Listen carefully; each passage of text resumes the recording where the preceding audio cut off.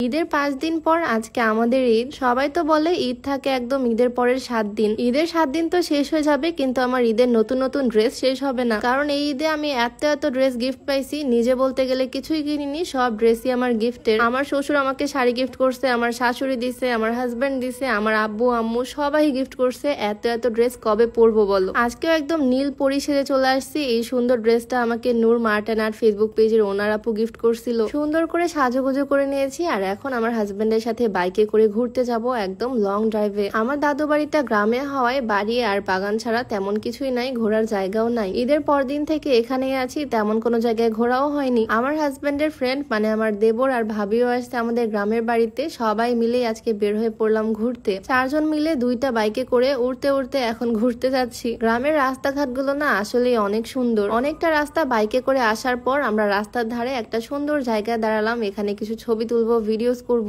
রাস্তাঘাটও একদম ফাঁকা, রাস্তার সাইডেই ক্ষেত। এরকম পরিবেশ সত্যি বলতে শহরে পাওয়াই যায় না। ঈদের মধ্যে নতুন জামা পরে কিছু ছবি আর ভিডিও না করলে মনটাই ভরে না। তবে আজকে আমরা 4 জনই আসছি, ভিডিও করে দেওয়ার মতো কেউ নাই। সবাই একদম ম্যাচিং ড্রেস পরে বের হয়েছি। বুদ্ধি থাকলে তো সবকিছুই হয়। রাস্তার সাইডে পিলারের মধ্যে ফোনটা আটকে রেখে আমরা 4 জন এখানে ঢং করতেছি, ভিডিও বানাচ্ছি। আমি আর ভাবি আজকে ম্যাচিং পরছি, আর ওরা 2 ভাই ম্যাচিং ব্ল্যাক। বিকালের দিকে আমরা বের হয়েছিলাম, আর ঘুরতে ঘুরতে আমাদের প্রায় সন্ধ্যা। সবাই মিলে দৌড়ে যাচ্ছি ক্ষেতের দিকে, আর সানসেটের এই সময়টা ভীষণ সুন্দর লাগতেছে এই জায়গাটা দেখতে। ঈদ পার হয়ে গেছে সেই কবে, বাট এতদিন পর আমরা সবাই মিলে একসাথে ঘুরতে বের হলাম, মজা করতেছি সবাই মিলে। আমি ভাবলাম এখান থেকে বাড়িতে ব্যাক করব, বাট আমার হাজবেন্ড আমাকে নিয়ে আরো ঘুরাবে। সন্ধ্যার পরই ভাবতেছি একদম বাড়িতে ফিরবো। আমাদের গ্রামের এদিকে না ঈদের সময় সবাই রাস্তার মধ্যে এভাবে ঈদ মোবারক লিখে রাখে। এইটার লজিক কি আমি জানি না, তবে রাস্তায় এরকম ঈদ মোবারক লেখা দেখলে ভালোই লাগে। যাই হোক, ভিডিওর মাঝখানে একটু বলে রাখতে চাই, তোমরা যারা উচ্চতা বাড়াতে চাও, লম্বা হতে চাও, তোমরা চাইলে এই কম্বোটা ট্রাই করতে পারো। কম্বোতে থাকছে হাইট ডেভেলপ সাপ্লিমেন্ট আর হাইট গ্রোথ প্লাস সাপ্লিমেন্ট। এটা মূলত হাড়ের শক্তি বৃদ্ধি করে আর হাড়ের শক্তির মাধ্যমে দেহের উচ্চতা বৃদ্ধি করে। এই কম্বোটা তোমরা পেয়ে যাবে শেখ অ্যাভিনিউ ফেসবুক পেজ থেকে। পেজটা আমার ডেসক্রিপশনে মেনশন করে দেওয়া থাকবে। বিএসটিআই কর্তৃক অনুমোদিত হয়। প্রোডাক্টগুলোতে কোনো রকমের সাইড ইফেক্ট নাই। যাই হোক, এদিকে সূর্য একদম ডুবে গেছে। সন্ধ্যার সময়টা ব্রিজে কিছুক্ষণ টাইম স্পেন্ড করলাম। দাদুবাড়ি গ্রামের দিকে তেমন দোকানপাট নাই, চকলেট আইসক্রিম এগুলো পাওয়া যায় না, তাই ভাবলাম এখান থেকে নিয়ে যাই। বাট এখানে চকলেট আইসক্রিম তো পেলামই, সাথে পাইছি ফ্রোজেন আইটেম। গ্রামের দোকানেও যে ফ্রোজেন স্ন্যাক্স পাওয়া যায় আমি জানতাম না। যাই হোক, দাদির জন্য পান, আমাদের জন্য আইসক্রিম, চকলেট যা যা নেওয়ার সবকিছুই নিয়ে নিলাম। জুস তো আমি এখানে দাঁড়িয়ে দাঁড়িয়ে লুকিয়ে খাচ্ছি। বাসায় ফিরতে ফিরতে আমাদের একদম সন্ধ্যা পার। গ্রামের এদিকে 7টা-8টা মানেই অনেকটা রাত। তবে ঈদের মধ্যে ঘুরতে বের হয়েছি, একটু তো লেট হবেই, ঘুরে তো একটু বেড়াবোই। সন্ধ্যার সময়টা আমার মনটা সবসময় একটু খাই করে, তাই ভাবলাম ফ্রোজেন যে নাস্তাগুলো নিয়ে আসছিলাম সেগুলো এখনই ভেজে খাই সবাই মিলে। এত গর্জিয়াস জামা পরে মাথার উপরে সানগ্লাস দিয়ে বসে আছি চুলার পারে, মানে আমি আর চেঞ্জই করিনি। মাটির চুলাতে এই স্ন্যাক্স গুলো ভেজে নিব। চুলার সাইডে 5 মিনিট বসে বুঝেছি মাটির চুলা এই গরমের মধ্যে রান্না করা কি পরিমাণে কষ্টের। গ্রামের মানুষেরা আসলে এগুলো কষ্ট করে অভ্যস্ত। আমরা তো সবসময় গ্যাসের চুলাই রান্না করি। লোহার কয়রায় অনেকটা তেল দিয়ে আমি ফ্রোজেন স্ন্যাক্স গুলো ভেজে নিচ্ছি। ফার্স্টে তো আমি দেখছিলাম ডেট আছে কিনা, কারণ গ্রামের এদিকে ফ্রোজেন আইটেম গুলো তেমন চলে না।